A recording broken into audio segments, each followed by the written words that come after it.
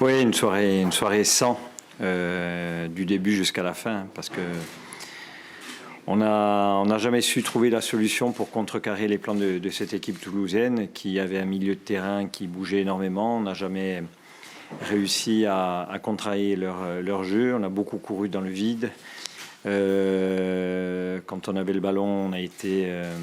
je pense qu'on a manqué de lucidité, beaucoup de pertes de balles. On pensait qu'en passant à 3, ça allait être un peu plus solide. Et puis très rapidement, on prend le but. Donc ça contrecarrie un peu nos plans.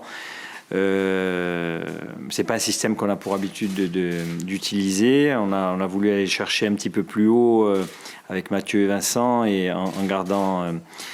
Thomas en sentinelle. Malheureusement, on prend encore une fois ce but très vite et après ça devient compliqué parce que ne jouant plus qu'avec un seul attaquant de pointe et compte tenu aussi des efforts qu'on avait fait, de l'énergie qu'on avait déployée, il ne nous restait plus grand-chose dans les bottes pour pouvoir aller gêner cette équipe toulousaine. Bon, après, on sait que c'est un championnat qui est très difficile pour nous. Hein. Là, on est tombé sur une équipe qui était bien meilleure que nous. Il n'y a pas à rougir de cette défaite. Il y a essayé justement de tirer des enseignements, de voir comment on peut progresser pour être plus performant face à des équipes comme ça.